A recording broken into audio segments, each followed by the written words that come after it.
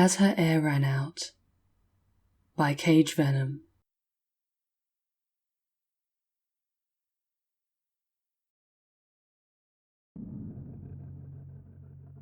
Ellie's eyes fluttered open, only to be blasted by strong white light. Her arm shot up and hid her face from the glare, as she slowly became able to see her surroundings. She was stuck in a plexiglass cube, big enough for her 13-year-old self to stretch out her arms and barely be able to lay down both palms of her hands on opposite walls. The material was transparent, and through it, Ellie could clearly see that her cube cage was somehow stuck to the center of a square wall, about 5 feet off the ground. The room was a brilliant white color. Marble tiles decorated the floors, and a very strong light was coming from a simple white luminaire hanging from the center of the ceiling. It was shaped rectangularly, as the wall opposite to the one Ellie's box was mounted on was much further than the ones to the side. That wall had a white door with a silver knob in its center. There was a desk at the half point between her box and the door, offset towards the wall on Ellie's right-hand side, though she couldn't see a chair behind it. A black fountain pen with a golden nib resting on a black round holder and a white clipboard with blank papers were the only things on the table, which seemed to be made of white, glossy plastic. Next to the table, and below the light hanging from above, stood a person. He was tall enough to meet Ellie's eyes without her looking down. The slenderness of his body was emphasized by the black buttons creating a dotted line from his neck to his white pants and plain black shoes. His face, as if floating in the whiteness, was framed by a cold cloud of thick black hair. His most striking feature were his blood-red eyes, staring motionlessly, unblinkingly at Ellie. The man's face was expressionless. Ellie, startled, knocked on the translucent wall, trying to get the man's attention, but to no avail. She felt the claws of fear and panic slowly climbing up her stomach, weaving spiderwebs in her chest, making it hard to breathe. Her fear rose like the mercury in a thermometer sunken into hot water. She heard a metallic humming noise of something running through pipes from behind her, followed by a splash. She quickly veered her head around to find the source. Water was pouring onto the floor, the pressure making the glass-looking jet come down just shy of the center of the bottom panel. It soaked into her skirt and got into her shoes before she could get up on her knees. Her face was now in the tight grip of terror as she slammed her palms against the window, desperately screaming for help. The man stood, unmoved. The transparent liquid pooled about a centimeter deep in the bottom of the cube, and it looked as if it was the bottom panel expanding upwards. Ellie had given up on the staring man and looked for a way out. She shoved at the top panel with all her might, then pressed her back against one side and pushed at the other with her feet. It didn't budge. The cube was over a quarter full by now, the water level well above Ellie's waist. The little girl's clothes were soaked now, clinging to her body. She reassumed her position on her knees, once more pleading with the motionless man. Her cries became high-pitched as the cold fluid slowly crawled its way up her thighs, unsticking the bottom of her skirt from her body, making it float. Tears viciously poured down her cheeks as her cries for help turned to sobs. Soon she was back on her feet, her palms pressed against the top window, the liquid up to her neck. Her silent crying occasionally turning to loud wails of mixed horror and anger, but subsided whenever her chin touched the liquid, and the paralyzing fear of drowning repossessed her body. As the last 2 centimeters of the cube were filled, Ellie took one last deep breath and went under. She looked through the front panel, but could barely see 2 black specks. One was the pen holder on the table, the other was the man's hair. She hit the glass again, a few precious air bubbles escaping her lips. Her chest began to hurt from holding in the air. She placed her hands over her lips, desperately trying to keep the air in. Her palms slowly moved to her throat. She couldn't take it anymore. The need to exhale was like a hot iron stuck in her head. Exhale. The air had to be pushed out. Ellie hit the glass. A bouquet of bubbles erupted from Ellie's mouth. The silver flowers of her last breath floated to the top of the cube and were slowly sucked out by unseen tubes. Ellie took a breath of the liquid and immediately started to cough it out, a few more sparkles escaping her lips. Then, her world faded to black. The black-haired man stood and watched as her lifeless body floated in the liquid. Her hair fanned out like a curtain, crowning her head with a dark chestnut color. She looked as if she was caught in a giant ice cube that had very sharp edges. Her face wasn't contorted with pain or screaming anymore. It was peaceful now. Ellie's eyes shot open, her entire body flinching. She was lying in the soft embrace of her bed, the covers pulled up to her neck. It was so delightfully dry and warm that even in her panicked state, she was able to appreciate the comfort it offered. Just then, a figure leaned over her and into view, causing Ellie to let out a frightened gasp. It was the man, the one who watched her drown, except... "Hello, Ellie." His blue eyes sparkled with a calm kindness. "Where am I?" she asked, trembling with fear. Even if he did hear the question, his features didn't show it. "Am I... dead?" Ellie stuttered on. At this, the man's clean-shaven face softened into a smile. "Oh," she said, looking somewhat disappointed and only slightly less weary. She eyed the man very carefully. "Are you... God?"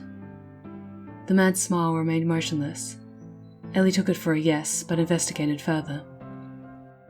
"But you look just like that terrible person who... well, I told him to help me, but he just stood there and there was all this water and I think I drowned." "Oh?" asked the man, with a voice that was perhaps a bit too smooth. She had always imagined God as having an angry, roaring voice, like the one her mother imitated whenever she read Bible stories to Ellie before bed. The story about Moses, at least her mother's rendition of it, was her favourite.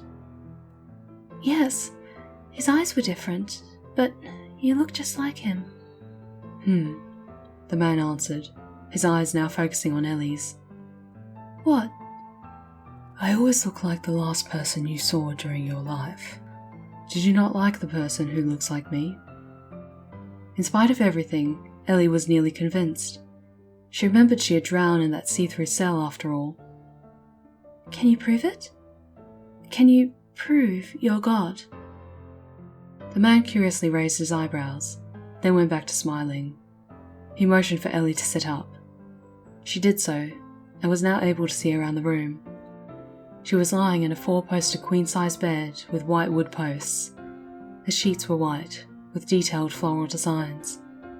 The carpet was white, and so was a chest of drawers up against the wall across from Ellie. There was an open window to the left, and white silken curtains were swaying gently in the wind. Beyond it, Ellie only saw bright light. There were no doors anywhere in the room. The man was sitting next to her on the bed.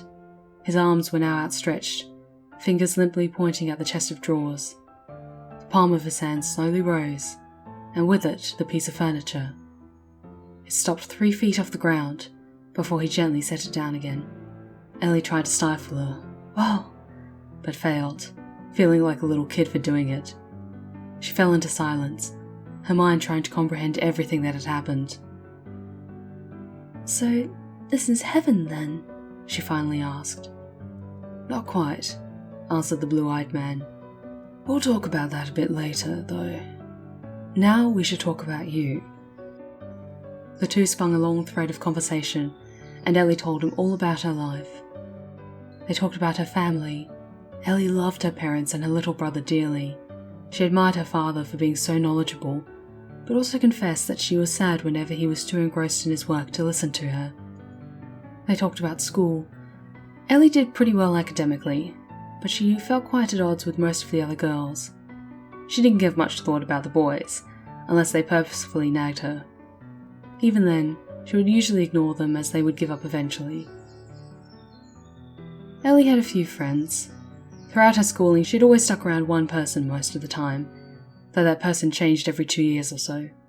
She would still maintain good relationships with most of the girls that had been her friends like that, but not all of them. They talked about Aisha, her best friend at the time. She and Ellie shared what they thought was a unique craziness, which would only come out when they were at home, one visiting the other. They would put up shows to an imaginary audience, which would invariably end with both of them rolling on the floor with laughter, barely breathing.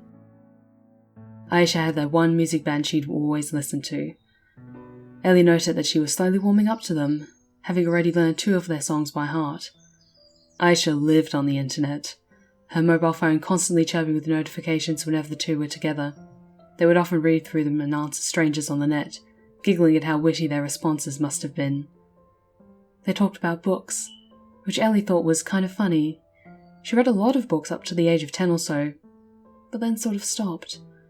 It fell out of fashion, and though she'd always advocate books, she wouldn't really read them all that much as of late. She had just finished explaining that, although she liked romance, fantasy was her favourite genre, when the man interrupted her by asking, "Excuse me, Ellie, but are you hungry by chance?" Ellie's stomach had been rumbling for a while now, but she hadn't noticed as she'd been immersed in the conversation. "Yes," she simply answered, hiding her embarrassment. "Good. How does apple pie sound?" the man said in a soft tone. "That's my favourite," Ellie said, momentarily touched. "How did you know?" The man simply smiled in response, opened the bedside cupboard and pulled out a hot pan of apple pie, a plate and some utensils. He cut out a piece and handed it to her on the plate, watching as she hungrily devoured the delicious treat. "Oh, excuse me, would you also like some?" she asked, halfway through her piece, her eyes practically begging him to say no. "That's very kind of you, but I'm quite all right," said the man, still smiling. He patted her head and sat back down on the side of the bed. Quite some time had passed since Ellie had woken. "Ellie, may I ask you another question?" "Yes," answered Ellie, her mouth full, a crumb of pie rolling out and somewhere between the sheets. Her eyes frantically searched for it on the bed around her, and when they found nothing, she turned back to the man, trying to look as inconspicuous as possible. "Before I take you to heaven, I can give you another shot at life, if you like." Ellie cocked her head to the side, expecting an explanation. "If you go to heaven with me, you won't see Mummy, Daddy, your little brother or Aisha for a very long time. But if you go back, you might see them again.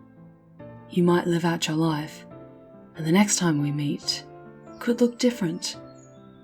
I might look like your future husband, or one of your children, if you have either of those." Each of the words nudged at Ellie, making rips in her current peaceful mood. She wanted to see her parents. She was pretty sure she would have liked to have lived a longer life. Her eyes welled up.